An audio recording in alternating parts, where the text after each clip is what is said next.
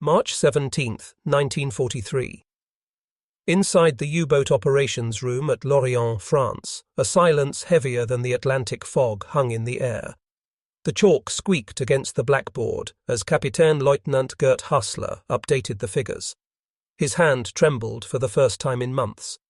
Standing before Gross Admiral Karl Dönitz and his staff, he wrote a number so staggering that even days earlier it would have been dismissed as British propaganda.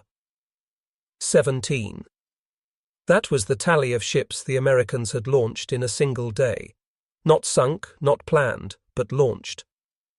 Through the smoke-filled room overlooking the submarine pens, Dönitz stared at the arithmetic of defeat spreading across the chart table.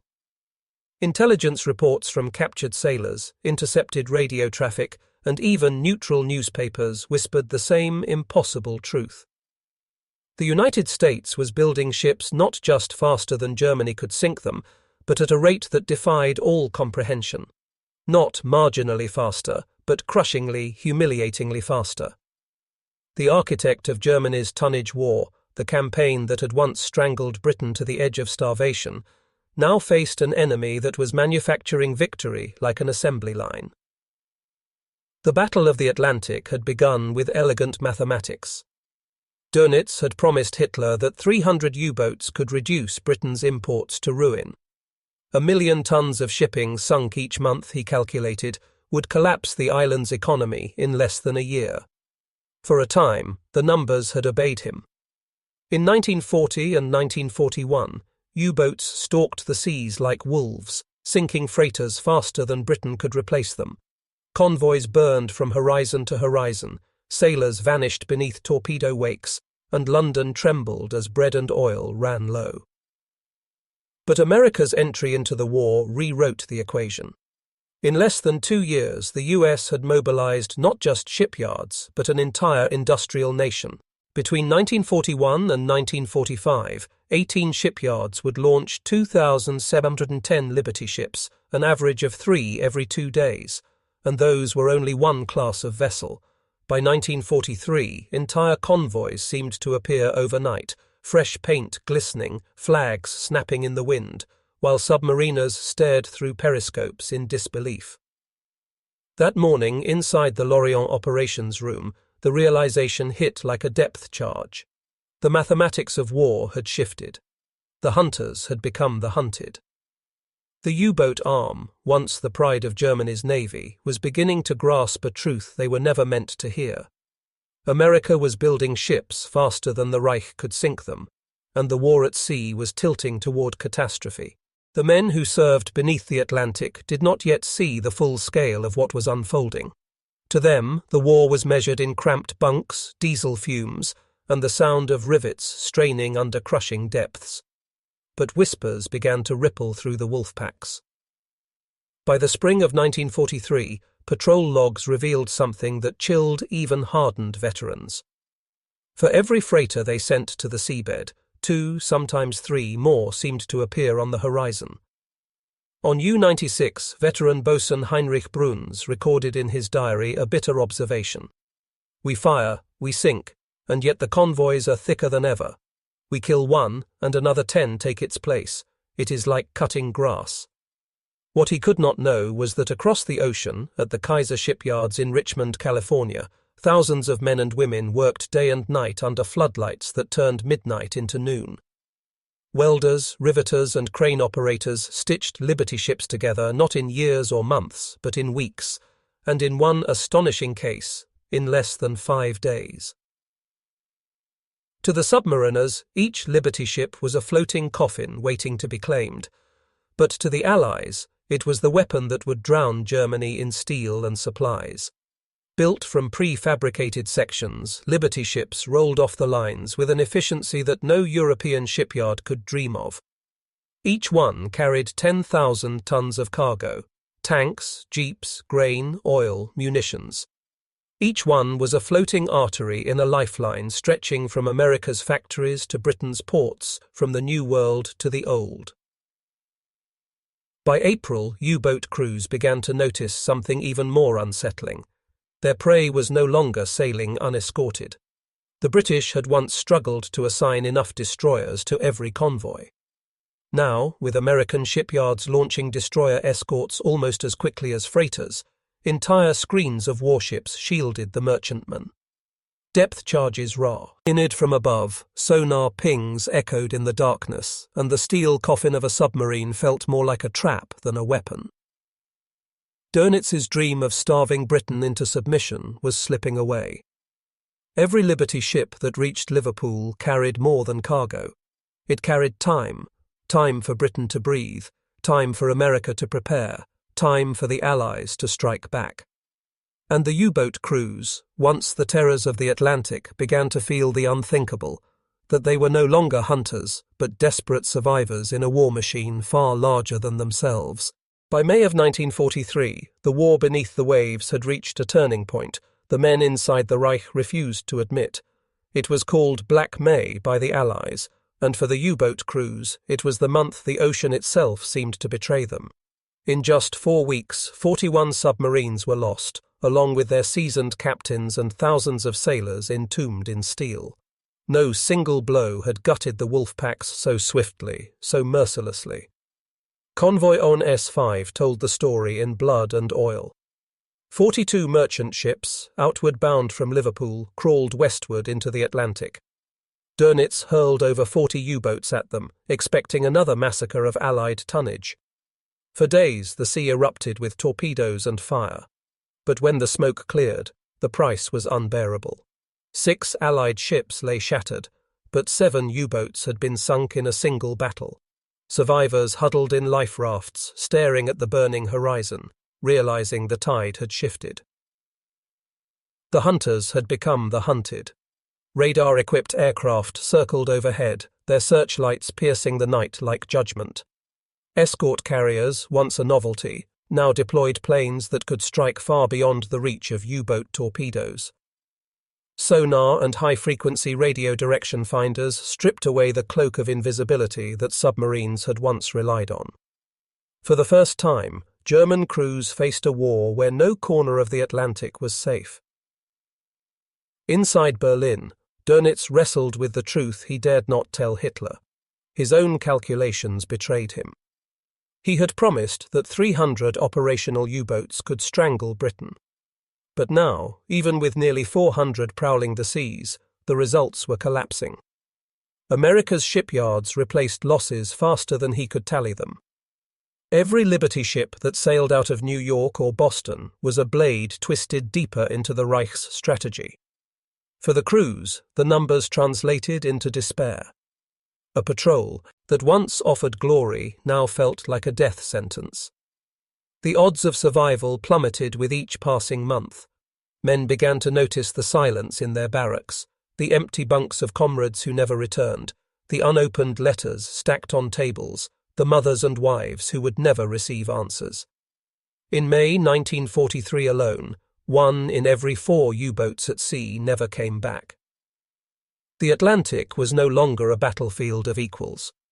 It was becoming a slaughterhouse, and the submariners of Germany knew it. The war they had once believed they could win was slipping into something worse than defeat. Inevitability. In the dim corridors of Berlin's Reich Chancellery, the truth was wrapped in silence and denial. Hitler still demanded victories from the seas, clinging to the illusion that his U-boat arm remained Germany's sharpest sword. At staff meetings, reports were massaged, figures distorted, failures softened into half-truths. But inside the secret memos circulating among naval officers, the numbers could no longer be hidden. Losses were catastrophic, and replacements could not keep pace. For every U-boat that slipped into the Atlantic, another never returned. The once proud crews, young men who had marched to war with fanfares and flowers, were now vanishing in the thousands. The mathematics of destruction was merciless. More than 60,000 men served in the submarine arm. Nearly 40,000 would die. A casualty rate of over 60%, making the U-boat service the most fatal branch of any major force in World War II. The sailors had joked they were the elite. By 1943, they were the condemned. Meanwhile, across the ocean, the contrast was almost grotesque. America's shipyards were not only meeting demand but exceeding it. Henry J. Kaiser's West Coast facilities became legends in themselves, places where housewives, students, and retirees learned to weld and rivet. Women who had never seen the sea now built ships that would cross oceans. African American and immigrant workers, excluded from many industries, found themselves indispensable in these massive yards. Together, they created a tidal wave of steel that no U-boat torpedo could stop. And the ships were not merely numbers. Each Liberty ship carried the war on its decks. Tanks for the deserts of North Africa, fuel for bombers over Germany, wheat to keep Britain alive, medicines for wounded soldiers, all packed into steel hulls born of American industry. Every launch was a promise to the Allies, a taunt to the Axis. Sink on. And 10 more will take its place. The psychological effect on German crews was crushing. A commander might stalk a convoy for days, line up the perfect shot, strike and celebrate as the flames of a Liberty ship lit the night sky, only to learn weeks later that identical ships had already replaced it. The war had become an endless treadmill, one they could not outrun. Each patrol bled lives and fuel, but the enemy's strength only grew. By the summer of 1943, even Dönitz's staff began whispering what no one dared say aloud. The U-boat campaign, once the spearhead of German strategy, was broken. The Reich had gambled on strangling Britain. Instead, it was Germany that was being strangled by America's unrelenting tide of steel. Far from Berlin, deep in the Atlantic, the truth wasn't written in memos or intelligence reports. It was written in the faces of the men who descended into the steel coffins and listened to the sea press against the hull. The U-boat war was supposed to be a campaign of precision, of predators stalking the endless convoys. Instead, by mid-1943, every patrol became a test of survival. One more voyage into darkness, knowing the odds were stacked against them. Inside a Type 7 submarine, space was suffocating. The air stank of diesel, sweat, and unwashed bodies. Men shared bunks, sleeping in shifts. Condensation dripped from pipes, dampening clothes and blankets until nothing was dry. Food spoiled quickly. Bread turned mouldy, sausages grew slimy, potatoes sprouted in the dark. The only fresh air came when the boat surfaced, and even then, danger waited in the skies. Allied aircraft prowled like hawks, hunting with radar and searchlights. Surfacing meant risk. Staying submerged meant suffocating. And yet, in these brutal conditions, the men endured. Letters from home were treasured like relics, read by candlelight again and again until the paper grew thin. A photograph of a sweetheart, a lock of hair, a child's drawing pinned above a bunk. These were the anchors that reminded them there was still a world beyond the steel and salt water. But as the patrols dragged on, the line between hope and despair grew thinner. When depth charges rolled into the sea, time froze. The sound was unbearable, the high-pitched whine of screws in the water, the sudden pause, and then the crushing thunder that made every bolt in the hull scream.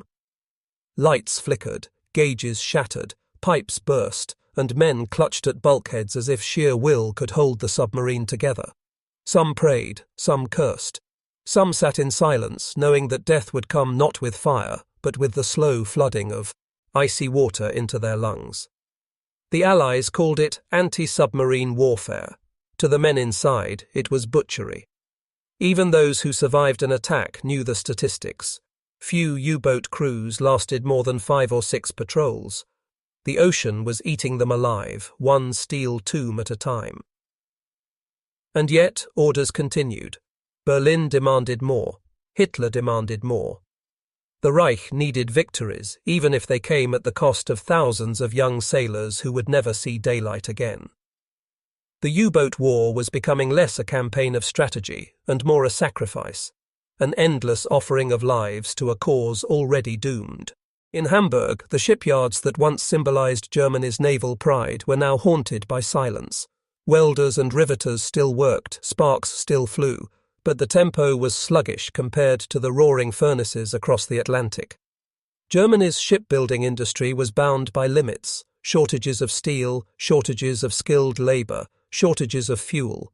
Allied bombing raids made every launch a gamble, each new vessel already under threat before it touched the sea.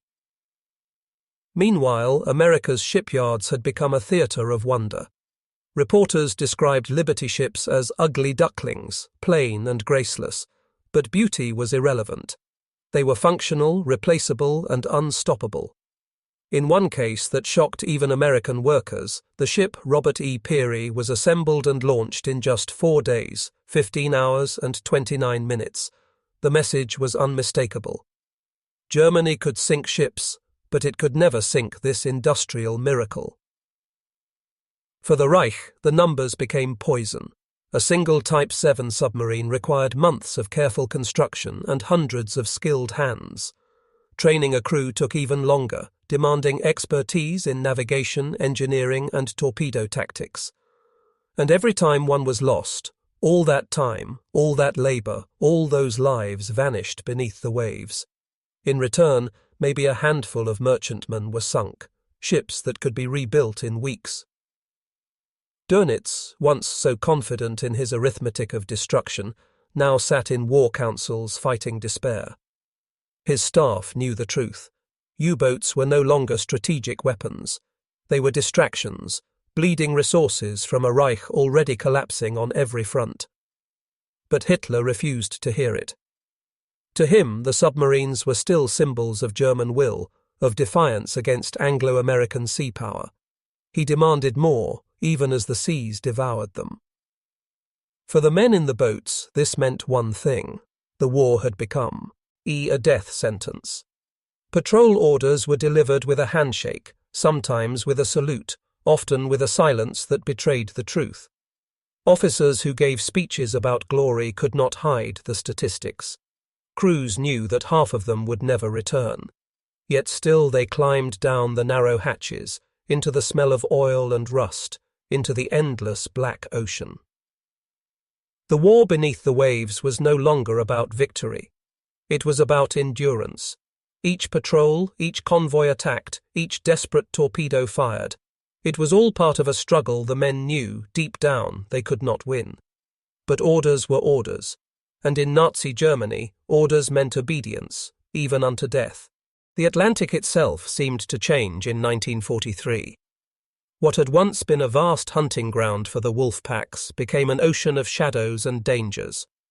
U-boat commanders who had once prowled with confidence now described the seas as hostile, alive with unseen enemies.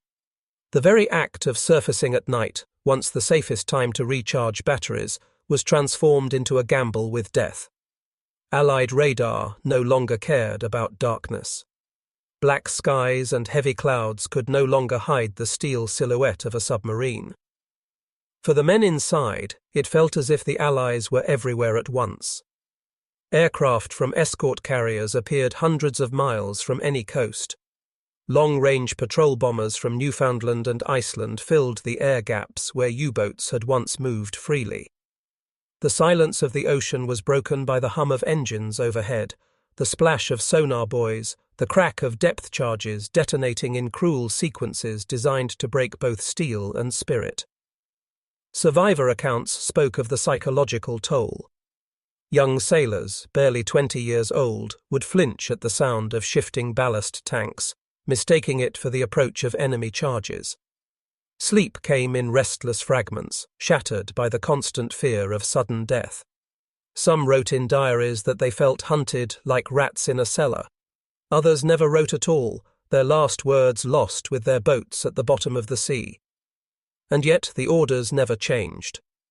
Berlin still demanded attacks on convoys, even when the math was hopeless. Convoys that once lost dozens of ships now fought back with a wall of steel and fire. Destroyer escorts charged headlong at sonar contacts, guns blazing, depth charges rolling. Allied coordination, British experience joined with American industry, had turned the convoy system into a fortress at sea. Every success for the U-boats was hollow. Sink a tanker and another arrived within wheat.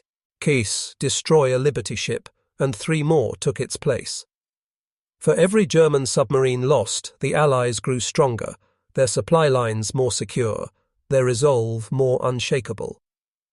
The Battle of the Atlantic had always been a war of attrition, but by 1943 the balance was not merely shifting, it had collapsed. Germany could no longer sink enough tonnage to make a difference. Instead, it was the U-boats themselves that were being bled dry, consumed by the very ocean they once dominated. In the cramped headquarters at Courneval near Lorient, Admiral Dönitz stood before maps littered with pins that marked the positions of his dwindling wolf packs. Once those maps had been a vision of triumph, arcs of submarine patrols sweeping across the Atlantic, converging on convoys, choking Britain's lifeline. Now the pins looked like scattered gravestones, each one representing a crew that might already be gone. Reports from the front were growing darker.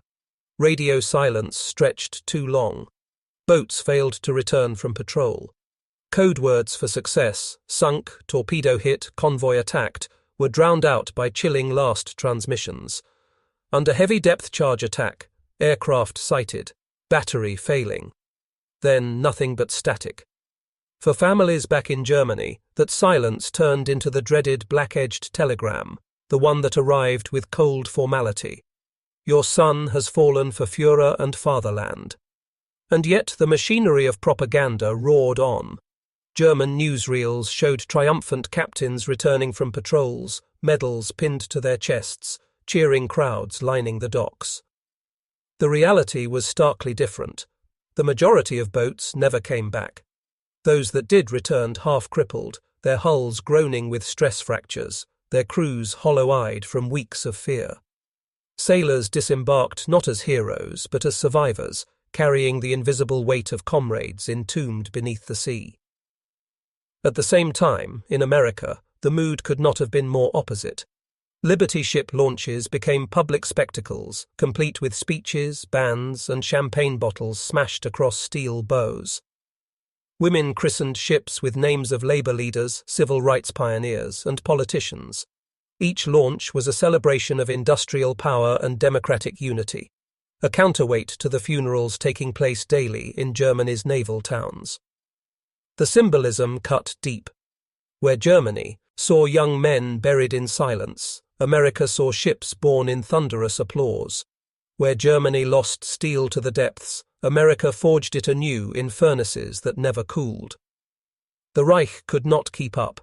No amount of courage, no act of desperation by its submariners could overcome the tidal wave of production sweeping from American shores. By late 1943, Dönitz knew the bitter truth. The tonnage war was lost. Britain would not starve. America would not be blocked. The U-boat fleet, once hailed as the decisive weapon of the Reich, had become a graveyard in waiting for Germany's youth. In the villages and towns along Germany's northern coast, the war beneath the waves was no longer distant.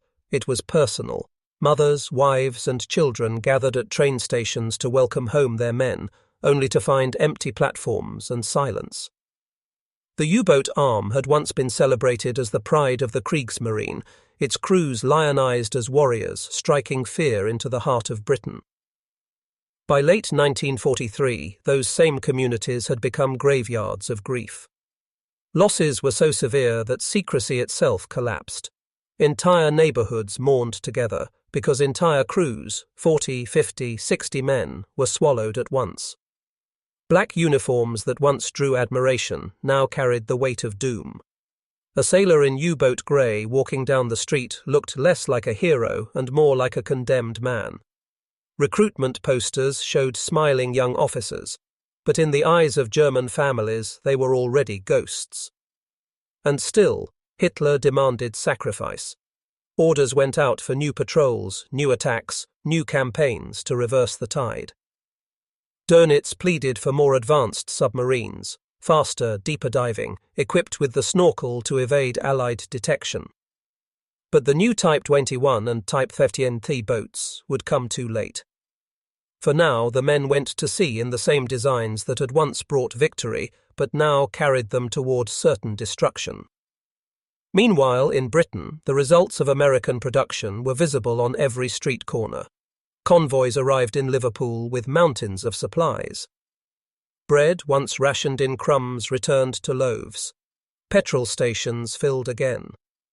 The Luftwaffe's dream of starving Britain into submission evaporated as Liberty ships unloaded wheat, canned goods, and machinery. Behind closed doors, Churchill himself admitted what the Germans could not face. The Battle of the Atlantic has been won. But that victory was written in blood, not just Allied, but overwhelmingly German. For the young men entombed beneath the waves, there would be no graves, no headstones, no ceremonies. The ocean itself became their coffin. Families were left with only silence and memory, while American newspapers printed photographs of shipyard workers smiling as another vessel slid down the slipway. The contrast was unbearable. One nation burying its sons at sea, the other launching ships faster than they could be sunk. It was not merely a military defeat, it was a psychological one, a realization that the Reich's faith in submarine warfare had doomed an entire generation. By the closing months of 1943, the Battle of the Atlantic had become a paradox. On paper, the Reich still boasted a formidable submarine fleet. Hundreds of boats remained in commission, with new crews trained and new patrols ordered. Yet the statistics told a crueler story. For every U-boat sent into the Atlantic, another failed to return. The wolf packs had not vanished, but they were bleeding out, one hull at a time. The commanders knew it. Veterans who had once celebrated daring attacks with pride now carried the look of haunted men. Officers no longer spoke of victory, but of survival. Before a patrol, sailors exchanged personal effects with comrades, watches, photographs, rings, because they understood the odds. A man might not return, but perhaps his memory would.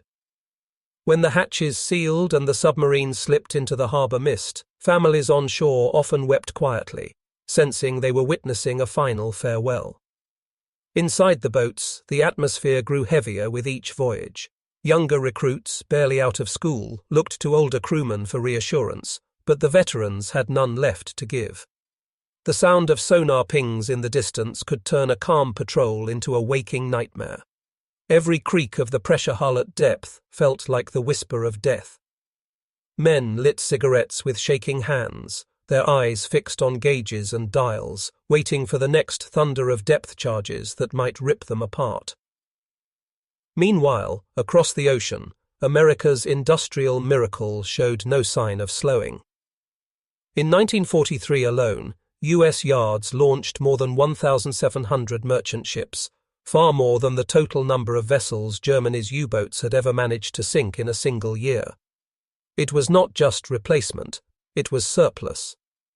Supplies piled up in Allied ports, so abundant that logistical bottlenecks, not shortages, became the greater challenge.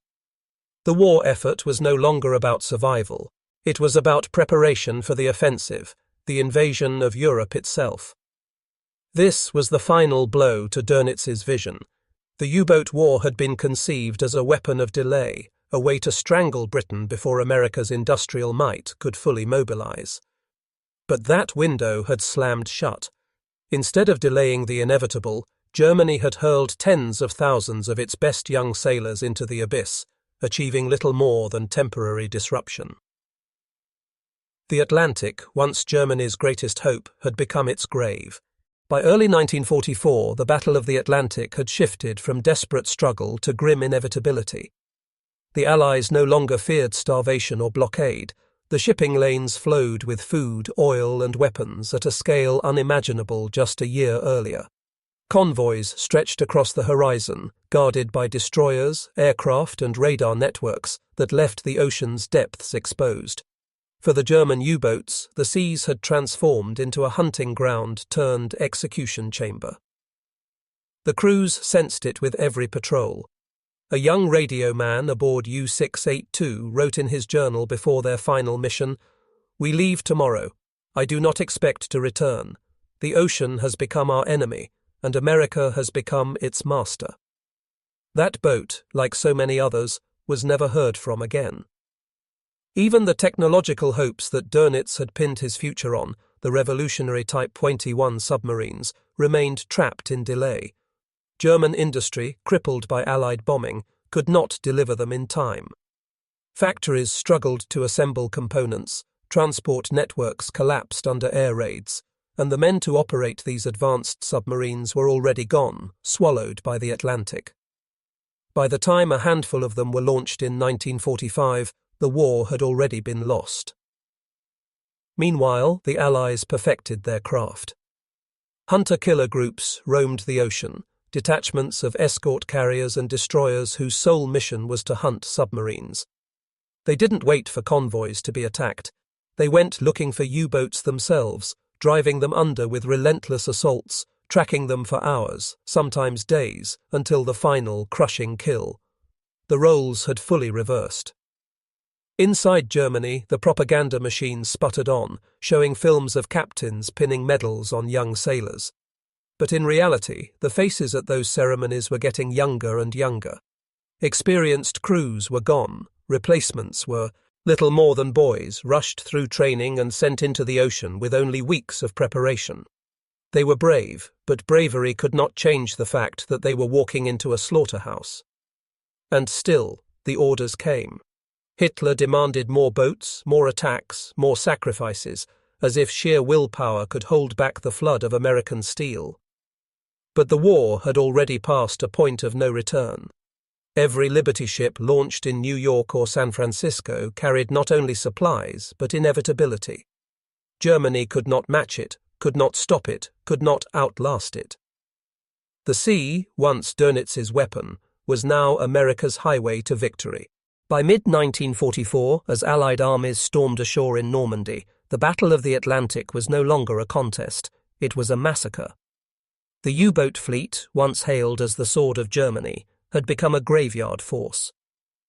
For every successful attack that sank an Allied freighter, 10 submarines disappeared beneath the waves, torn apart by depth charges, hunted by sonar, or bombed by aircraft before they could even submerge. The men aboard those steel coffins knew their fate.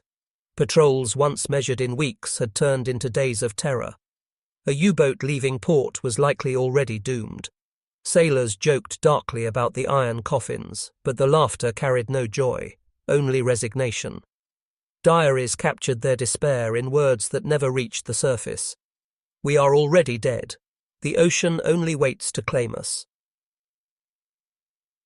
For Allied sailors, the change was palpable. What had once been voyages filled with fear of the lurking wolf packs became journeys of growing confidence. Convoy commanders no longer whispered about shortages. They spoke of overwhelming numbers. Food, tanks, fuel, even locomotives were arriving in Europe in such quantities that logistics officers complained they could not unload them fast enough. The ocean that had once threatened to starve Britain was now feeding the war machine that would crush Germany from both east and west. Inside the Reich, the silence became unbearable. Entire towns had lost their young men to the U-boat arm. Streets that once hosted parades of returning heroes now held only widows and black-draped doorways. The Kriegsmarine itself could no longer hide the losses. Families who once gathered at train stations for celebrations now gathered at cemeteries, though no bodies returned. The Atlantic gave nothing back. And still, Hitler raged. He ordered more patrols, more offensives, more sacrifice, blind to the arithmetic of defeat. Dönitz obeyed, though Heiss's own diaries betrayed doubt and sorrow. He knew the truth. The U-boat fleet was being sacrificed not for victory, but for delay, for pride, for the illusion that Germany still held the power to strike. But illusions could not feed armies. They could not fuel tanks.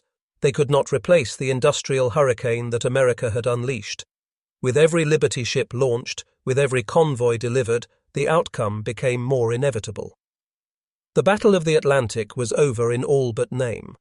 Yet Germany kept sending its sons into the abyss. By the winter of 1944–45, the U-boat war had collapsed into tragedy. What had begun as Germany's great hope of strangling Britain had devolved into the systematic destruction of its youngest and bravest sailors. The statistics were merciless. Out of roughly 40,000 men who served in the U-boat arm, more than 30,000 never returned. 3 out of every 4 submariners vanished beneath the waves, one of the highest casualty rates of any branch in modern warfare. The Atlantic had become a steel cemetery. Allied hunter-killer groups scoured the seas, often detecting submarines before they could even fire a single torpedo. Aircraft circled the waters by day and night, equipped with radar that pierced the cover of darkness and cloud. Submarines that once slipped away unseen now found themselves trapped, chased, and annihilated. There was no longer a question of if they would be found, but when. Even the introduction of snorkel devices, allowing U-boats to remain submerged for longer, could not change the tide. They were innovations deployed too late, with too few resources, against an enemy whose production and tactics had already outpaced them.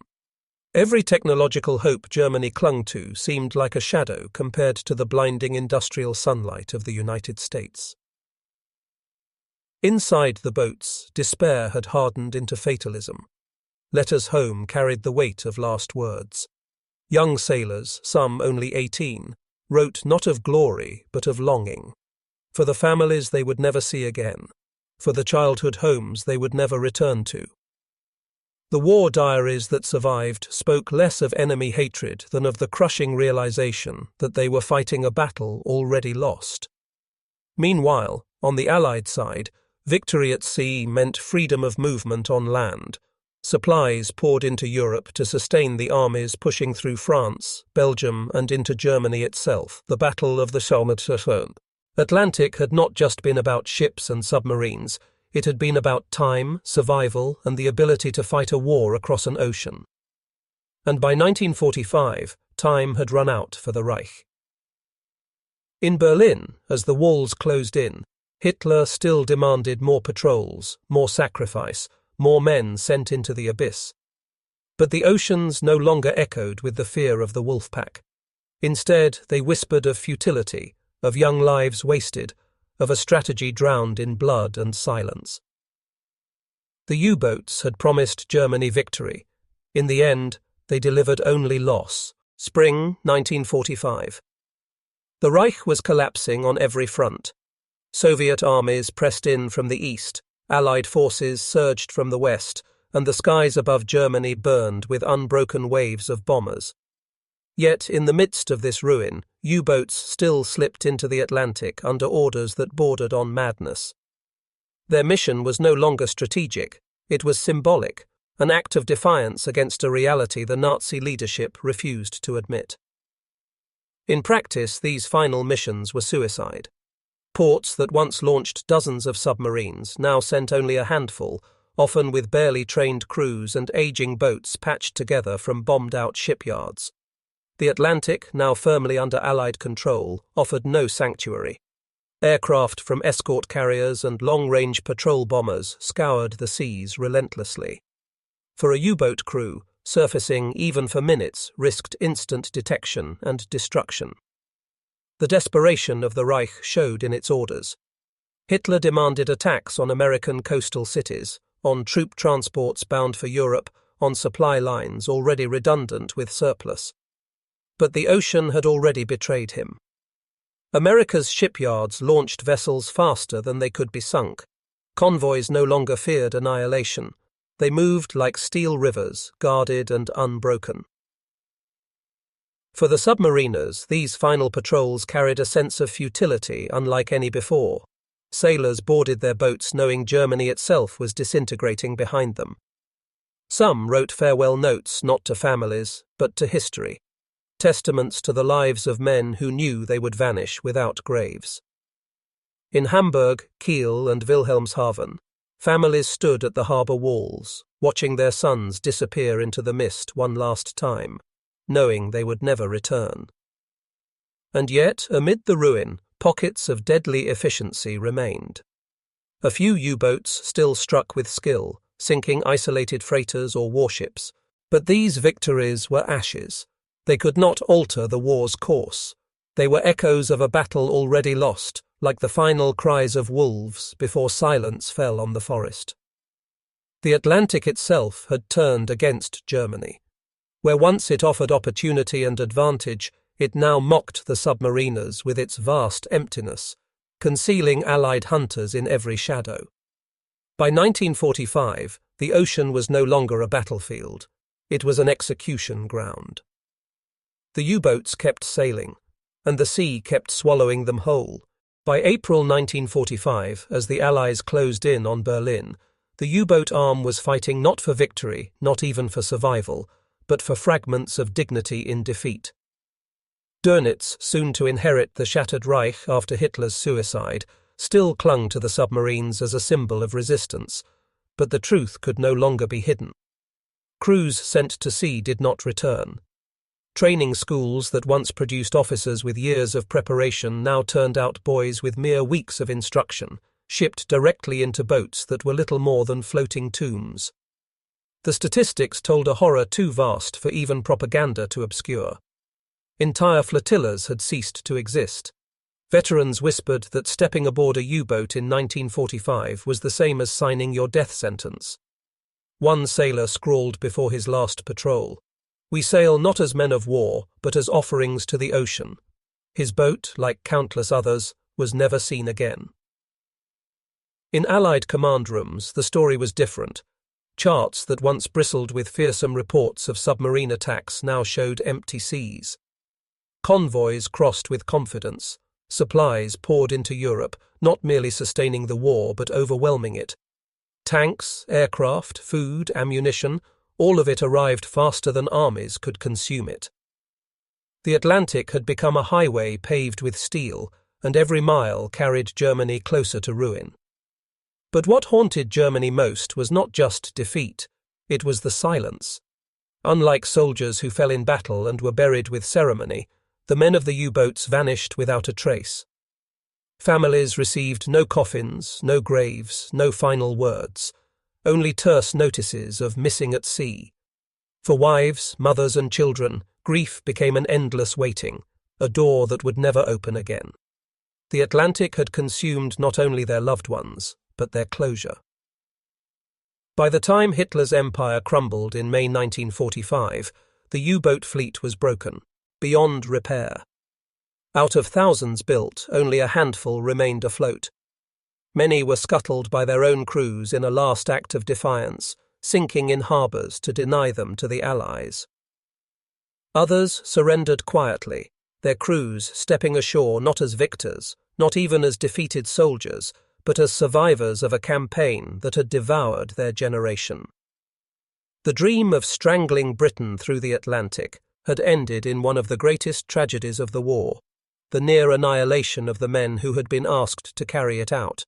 When the guns of Europe finally fell silent in May 1945, the Atlantic lay calm, but beneath its waves rested one of the war's darkest cemeteries. Thousands of steel coffins, German U-boats, remained entombed on the seabed, each carrying with it the voices of young men who never saw land again. No monuments marked their graves, no ceremonies honoured their sacrifice. The ocean itself became their tombstone, stretching endlessly from the coast of France to the frozen waters near Greenland. For Germany, the U-boat war was more than a defeat. It was a national wound. Out of 40,000 submariners, over 30,000 perished. Few branches of any military in history suffered such catastrophic losses. The communities that had once celebrated the return of their wolf-pack heroes became towns of widows and orphans. An entire generation of sons had been swallowed whole by a strategy that could never match the industrial hurricane of America. For the Allies, the victory was decisive but bitter.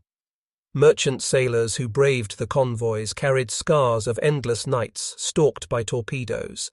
Entire convoys had been lost, and thousands of men lay at the bottom of the sea alongside their enemies. But victory meant survival. Victory meant Britain endured. Victory meant America could cross the ocean not just with ships, but with an army that would liberate Europe. And yet, even in triumph, the story was shadowed by tragedy. The men of the U-boats had fought with courage, endurance, and a devotion to their comrades, even as they were betrayed by a regime that sent them to die in hopeless numbers. Their war diaries, recovered from wrecks or written in final letters, spoke not of hatred but of resignation, of fear, of longing for home. In their words, the war beneath the waves becomes not a tale of monsters, but of men, young, frightened, and doomed. Today, the Atlantic still holds their silence, Fistarsut. Hermen sometimes dredge up fragments of steel, rusted relics of a war that ended 80 years ago. Divers who descend into the wrecks find frozen time, boots by rusted bulkheads, cups still on tables, the shadows of lives cut short. Each submarine is a coffin, each wreck a reminder that the ocean remembers what the world has tried to forget. The Battle of the Atlantic was not merely won, it was endured. It was a victory bought with oceans of blood, steel, and silence. And long after the war ended, the sea still whispers its truth, that beneath its waves lies a generation that was promised glory, but found only the abyss,